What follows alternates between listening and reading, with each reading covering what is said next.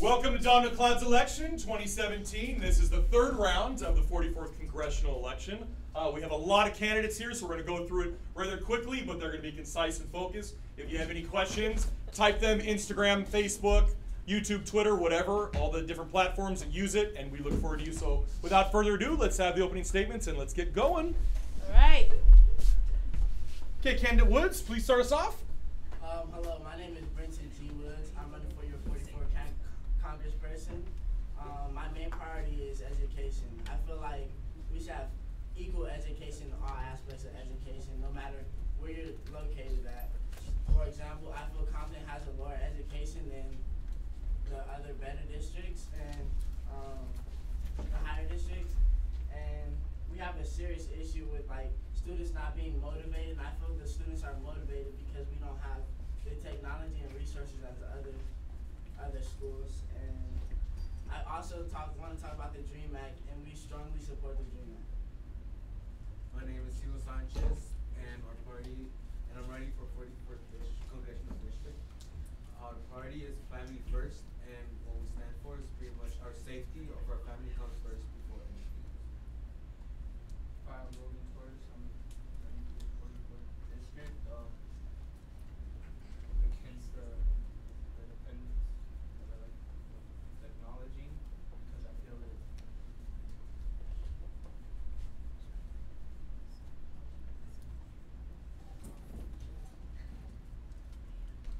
Technology, okay, outstanding. Hi, I'm Candace Springer. I'm running for your 44th Congressional District Congresswoman, and my main focus is special needs. I feel special needs is a very big issue in our district, not only in Compton, but in Southgate, and our entire district, and we need to focus on it more. Hi, my name is Jacqueline Cornejo. I'm running for your 44th Congressional District. Our main priority is abortion and education. We want to make education better for us, and in addition, we want abortion since most abortions are from minors, and we just want to make it better. And yeah, that's my main priority. My name is Keyshawn Bowden. I'm running for the 44th District, and our main focus is for gun control. How we want like less guns for people, how everybody's getting guns and killing people. We want like just like the main people like the police and like the military to have guns, not like regular people. Cause like the attack in Vegas, we want like less down the killing. And yeah. Hello, my name is Joshua Green. I'm running for the 44th Congressional District, and our main focus is abortion. Abortion is a big topic throughout California because it happens a lot between the ages of 16 to 25. Our subtopics would be education and technology. So we would like to create more education opportunities for people to know about abortion and the effects of abortion. And also we would like to create more technology for people in order to use to support the topic of abortion. Hello, my name is Dylan Mendoza. I'm running for the 44th District. I'm homegrown in the 44th District right here in Carson. So I believe that my homegrown values are exactly what the district needs. I want to really attack these issues such as homelessness and trash, this pollution, because I think, starting with the little things like the trash on the streets can really improve like the district overall. People coming into the district will see that the district is starting to become more cleaner, and we're beautifying the district. So getting these homeless guys, they're not all there, the mentally ill guys, getting them off the streets, getting this trash off the streets is making the whole district looking a lot more cleaner. I think that's something that I really want to attack first. Outstanding candidates, thank you. First question that we talked about in rounds 1 and 2 primarily is education in the entire 44th Congressional District. What do we do moving forward? Because right now, I think the statistics, 37% of our constituents have some bit of college, whether it's associates, bachelor's, master's to PhD. Is the goal to get us to college, or what do we do to improve education? I know I heard technology a little bit. What do you think? How should we change for the whole district? If I may add to this, I believe that the district or the school districts within our district may be pushing college too much. Many of our citizens within the district are minorities, and minorities tend to not have the money to afford college. So I think really what we should be preparing them for is a job out of high school. You know, getting them to college is good and all, you know, education, like knowledge, but really what these guys need is a job. So I think we should prepare them starting from the 9th grade, you know, all the way to 12, getting them prepared for what they want to do after, not just college, after their high school life. I'll add something to that. So I was thinking, you said, you know, just getting to college. Well, the main statistics is the people finishing college. You know, it's great to get to college, but if you don't finish, then the education you had is like kind of unnecessary. So I feel like our main focus is to provide students with technology throughout college in order for them to finish college. Any other candidates want to allude or no? Are we good on education? I feel we should motivate the students more to wanna go to school and get their graduation, even as a high school diploma. I feel we should want to motivate them to get it, and like encourage them in getting it. Don't like motivate them to go to school and encourage them. Yeah. I believe that in education we should help out the teens or the people going to school, like throughout their grades, like helping them out. You know, tutoring is good, and like supporting them, that there's someone there for them and to guide them to the right path and help them out throughout the journey instead of just pushing them into college. Like help them out to get into college. Also, we shouldn't just offer teens and maybe minorities the opportunity of college, but also special needs. Just because you are special needs does not mean that you are incapable of completing college. Tons of special needs people complete college, they go on to live happy and successful lives. Also, another thing we can do to motivate people is to offer more scholarships. Scholarships help pay for books, they help pay for tuition, they help pay for dorms if you plan to live out there, they help pay for any other opportunities that you may see that you may need, such as cars, gas bills, house, anything else. Scholarship helps with that. If you were elected candidate, would you guys mandate that colleges need to provide 1 year free tuition to ease the burden? Compton College currently does that first year. Students, would you be an advocate for pushing that legislation through, or is that just? I would say yes, because it would create a lot of stress-free students, because you know first year is really stressful, you know, having to pay for books, getting suited to your dorms. So I feel like if the first year was free, many more students would apply to college, and I feel like the graduation rate would also increase, because the first year claims to be the hardest year, but as I think the first year is more as you know, getting acquainted to the classes that you have. So I feel like yeah, that should be implemented. No disagreements? No? I have something. I see the pros of adding a year for free, but I don't think we should just be handing out a year, because, you know, some of these people coming in are just, you know, they got nothing to do. They're working their full-time job. They're going for that free first year. They're probably not going to end up graduating for about 5 years. Most of these guys going to junior college do not graduate in those 2 years. So what he's advocating for is 1 year out of the 2 years.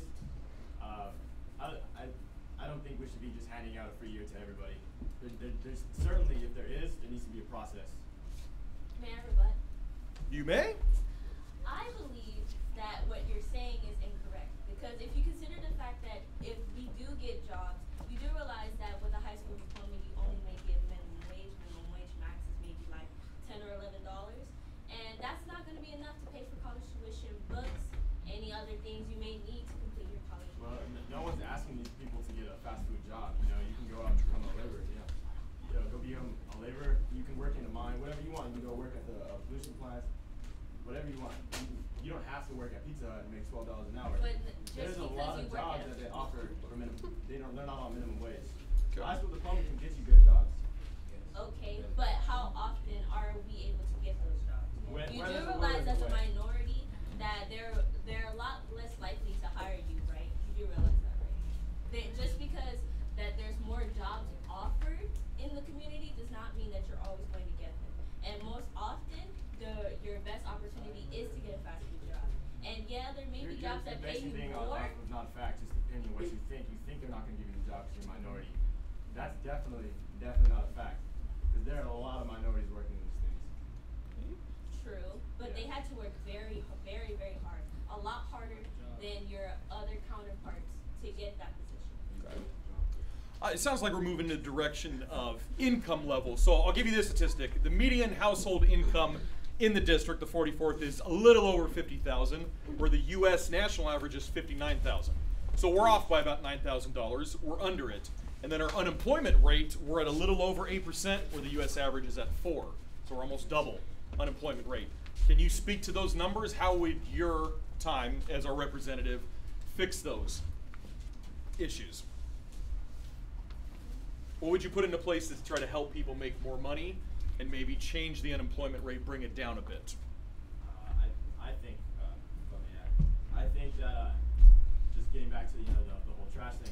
If we create these more institutions, we create another waste program. Those are offering more jobs. You create new programs for these homeless people. That's more jobs. You create more public institutions. You can hire more people. Create more jobs. So I think that those jobs can definitely help out. Well, I believe that we could possibly institute way more jobs for people who are homeless. There are jobs that they, for instance, they can pick up trash for larger amounts of money. Instead of it being such a punishment, let's make it more of a job. And in that way, we can also clean up our environment that way. And also another way to bring down employment is to maybe offer more jobs or bring up more companies, maybe like homeless shelters, places for special ed kids to coexist, tutoring, also things for education. We could give jobs to pretty much anybody and train them to be able to teach our youth and other people. Wait, so what you were proposing was that if someone who's given, what is it, I don't know, the people that go on the side of the road and pick the trash, and that was a crime that they committed, and that was their punishment. So Yes, so community service, exactly. Yes. So what is stopping me from going out and attacking somebody or robbing a liquor store and knowing they're going to give me community service, and I know I'm going to get paid? So what is stopping these unemployed people from doing that? Well, no, That that's just creates not what I more said. violence. That's not what I said. What I did say was, I said that it was a punishment. It is a punishment. It You do not should get be. paid for community service. However, I do say instead of making a community service, we should pay people to do these things. That way there will be more people willing to pick up trash and clean up our community. So- That's what I did. So say. then That's okay, how I'm mine heard. gonna try That's to why I like. said we should get rid of community service instead of having it as a punishment. So That's what basically, jail's for. you're saying we should get rid of community service. So I'm gonna relate to Compton Initiative. So you're saying we should get rid of Compton Initiative and imply something that relates to people getting paid for doing that just instead of out of their goodwill. Can you just, one second, can you just elaborate a little more for us? Because those of us that don't live in Compton, Oh, okay. So 44 Compton Initiative. we is just want to like- know a little bit. It's like basically a group of people get together and they get to they clean a house or they paint a school over. So that's beneficial because no one asks you to do it. It's just out of out of love and out of it's volunteer work. So they get Compton Initiative come to school and say, oh, we want to clean the gym, give you new nets or something.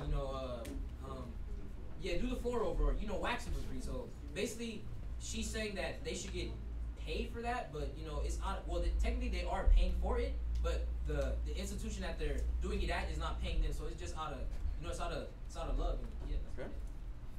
Exactly, which is another reason why they should pay them, because more people will be willing to volunteer. This did just come in, and I want to move on to this because those are good debates to talk about. But there's one specifically came in from Miss Constituent Gabby Grimalda came in. So I'm going to put her through now. It came through Instagram, but she'll be fine. So go ahead. Miss Gabby, can you go ahead and give us your question? Sorry, we're having a little technical difficulty. So Gabby's with us. I did ask you. Okay. How do you guys plan to lower the crime rate in the district? What was that? How do you guys plan to lower the crime rate in the district? Crime rate. And I'd like if we can incorporate in this one gun control. I heard one of the candidates mention gun control. Less guns, I believe, was candidate Bolin. So can you allude to that a little bit? How we bring down the crime rate, maybe tie in gun control to that. Whoever would like to go first. Don't all jump at once. you could possibly limit each household to, you know, if they have multiple guns, you can limit them to one gun to limit the crime rate, I guess? We should like make it harder to get a gun to make it like, you know how it's easier to get a gun nowadays. All you have to do is go there, show your license, and then you get a gun. We should like make it harder, like do a test to see if you like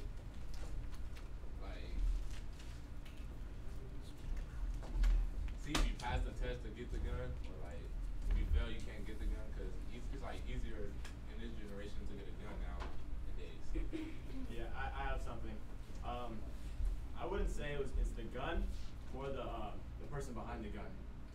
I think starting it at the level of schools within the whole district, we need to implement programs that, you know, mentoring these young kids that are they're probably destined to fall in the footsteps of like maybe their father or their brothers, you know, who are gang members, or they are drug dealers. You know, we need to start programs to steer them away from these type of things.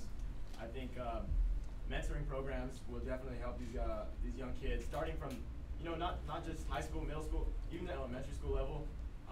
Just, you know, creating an environment of love instead of hatred. It's really not the guns; it's the person behind the gun, and that's who we really need to get to.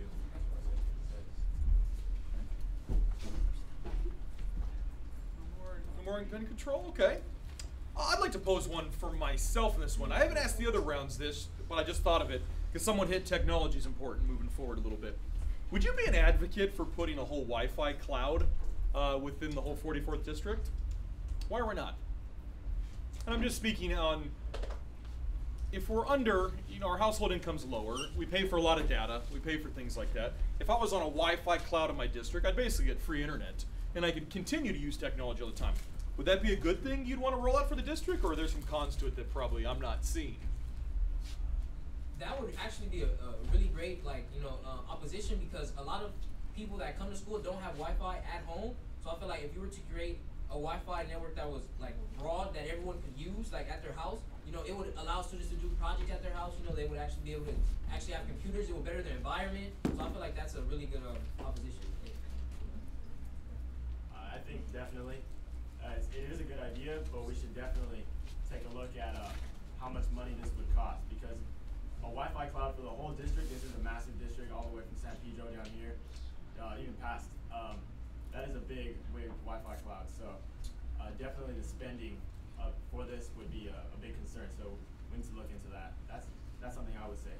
I would say no, because all you have to do is use the free Wi-Fi, and all the other companies like T-Mobile and other stuff, you won't have to use data and stuff. So all you gotta do is go home and have free Wi-Fi. You don't have to pay for no T-Mobile or Sprint or Verizon, stuff like that, and they come to go out of stock or on sale. You don't need no T-Mobile no more, or no Verizon or Sprint or Cricket or any stuff like that. We use satellites still. Okay. One candidate, I don't remember who mentioned abortion. I think two candidates mentioned abortion. Why is abortion an issue for me as a constituent in the 44th district?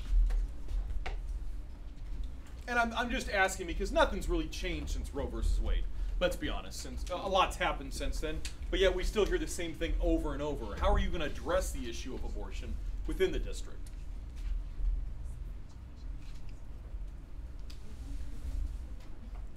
Oh, is that what you said? Okay, yes.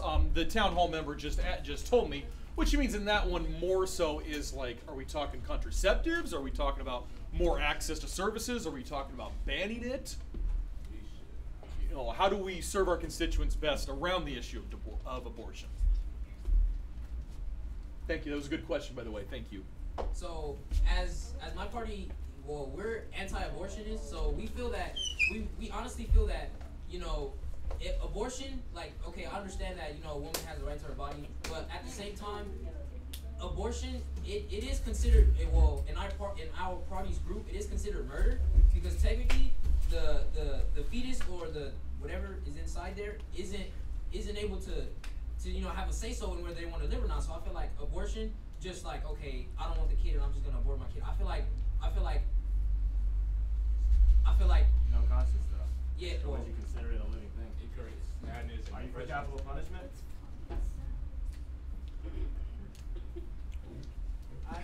I honestly feel our reason for abortion is because we have a lot of lower income families who only choice is abortion. Would you rather have the kid, would you rather have a kid and have nothing for it, like no guidance for no food, have the kid starving, or would you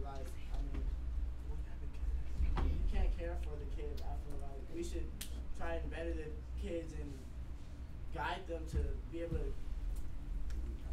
care for their families.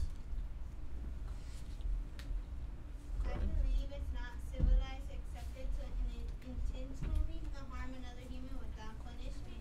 And I believe abortion is no different. And I think we should do, like, for young minors who are planning abortion, I think we should put like a daycare center in the school, so in order they could have good education and have a place to have their baby in, and not always think of just abortion. The amount of public spending for that would be massive, massive. Just saying, I don't think we could afford something like that. I would disagree with. Bro, the public, my tax money, would have to pay for somebody's mistake. I don't think so. I would disagree. Why would you have sex at a young age? Like, that's not right. You're not supposed to have sex at a young age. Supposed to wait till you get out of high school. So you kind of hit upon some with abortion, and this could go on. This could take months and months to keep talking about. So good job on that one. However, I want to move. Someone mentioned we have some of the hardest working constituents in the entire area in our 44th district, and I do believe we're tied heavily as well to immigrants. We are, right? 70% Hispanic. Okay. Is DACA something we should be focused on? Is there a new way we should look at it? How do you view immigration? How do you look at it? President Trump's policies are a little different right now than maybe what some of our constituents would want moving forward. So what does that look like to you if you're chosen as a representative on November 7th voting day? What would you want to do? Well, immigration is an issue that continues to be brought up because there's a large amount of immigrants coming to our country. However, we are supposedly the land of opportunity. We're supposed to offer people jobs and offer them hope for life. And if you're coming from a place where you cannot have the life that you want, or the life for your kids, or the life for anybody in your family, you should be able to go somewhere and be able to be offered those opportunities.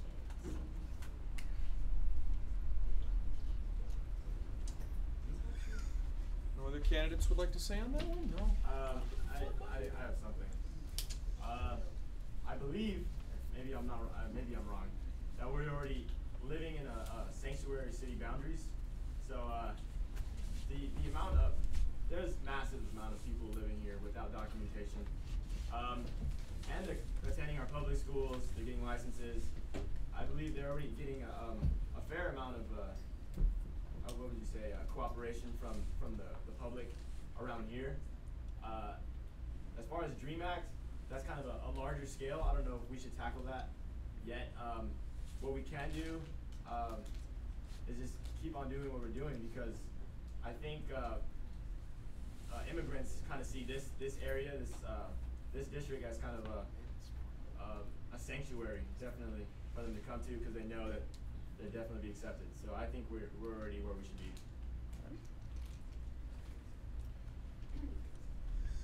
Are there any, I'm just seeing there's a lot of hands, so I'm trying to go through them quickly and see, no, not you. Are there any members of the town hall that would like to ask one last specific question before our closing statements? Anyone know? There's too many hands, I just can't decide. Oh, yeah, go ahead. Yeah, go ahead. Sorry, I can't see the hands. You guys got to put them down. I can't see who it is. So come on down. Come on down to the microphone. Give our candidates one last question, please.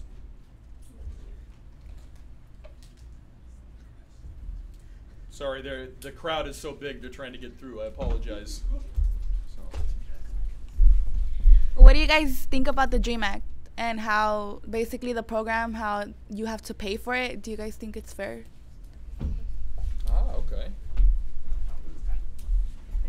I feel we should be way more supportive of the DREAM Act. And like there's programs where you can help undocumented citizens get education and things like that. So I feel like we should be way more supportive of the DREAM Act, and it's good for us, and it's moving our community in the right directions.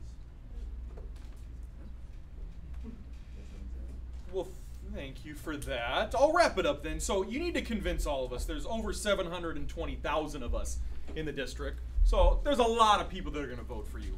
Give us one last impactful statement, proud of your campaign and the party that you represent. Be impactful for us. Tell us why we should vote for you. We can start on the left with candidate Woods. Well, my main focus is education, and I feel like education is the grounding, like the base of our community and our living. Like, good education gives you a better opportunity to be better in life, even if it's just a high school education. I feel like if we focus on education more, focus on motivating students more, and they will have better opportunities, and they will be more supportive and more like encouraged of themselves to want to do better things in life, and they'll believe in themselves more. I feel like a lot of us come to school without the belief that they can't be anything because they feel like they can't go to college or anything. But we can like have more programs to help them know that high school is enough, and even if you want to go to college, we have ways to help you get there. And thank you. Thank you. Candidate Sanchez, go ahead. Well, what I stand for is family safety, which is pretty much families are pretty scared that after dark something might happen or something that you never know what might happen, and I want to improve our family safety. That's pretty much what I would say. Okay. Thank you. Candidate Torres? I want to get rid of the dependence on technology because I feel like if we as a youth use our social skills and ruins the social skills, that it's all they depend on for everything. Thank you. Candidate Springer? Well, my main focus is special education, and if you vote for me, I'll be sure that anybody in your family, whether it be auntie, aunt, uncle, niece, nephew, any one of them can receive the same equal education that we receive, and not just special needs, mentally ill people who are bullied, people who feel that they are down on themselves, and not just them either. Right, what we would consider normal people, they deserve such an equal education, just like they do, just like we all do. We're all human, we all deserve the same education. Hey guys, thank you. Candidate Cornejo? I think you should vote for me because I put education first and abortion also. I think we should lower our rate of abortion, and I think we should put education, and we should help people out for college and help out for the community as well, and I will help the community be better, and thank you. Thank you. Candidate Bolin? Vote for me. God keep you safe and sound. I keep your family, everybody safe and sound. Don't be a silly dude. Vote for you. Wow, very impactful. Thank you, candidate. Thank you. Candidate Green. So I think you, great statement. I think you should vote for me because not only am I against abortion, but I feel like the community and education can also support anti-abortionists in a lot of ways. You know, we can create many organizations around in order to better people and give them more knowledge of the effects of abortion and what can happen if you don't abort your children.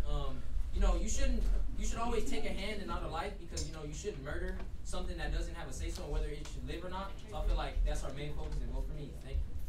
Thank you. Last but not least, candidate Mendoza. I believe that you should vote for me due to the fact that I will deliver results that you can see. I'm not just gonna tell you all this stuff, get elected, and then you just become like one of the other dead-end politicians that you guys elected. I'm going to change things from whether it's public school systems or it's cleaning the trash off the streets or it's just these public projects that never get done. I'm going to make sure that these things get done. I'm going to deliver these results that you can see, that you're going to remember this, me being the 44th district forever. You're going to wish that I was the 44th district congressman forever. So that's it. Candidate Bolin would like to make one last brief statement. Just to remind everybody, vote for me. Okay. Wow. Thank you so much for that. That concludes our round 3 of the Don McLeod's election 2017 debate. We will put the results together. I did see a little Russian interference, so it's going to take a little time to decide the winner, but we'll be okay in that one. So do check us out. Again, round of applause for our candidates. Thank you very much.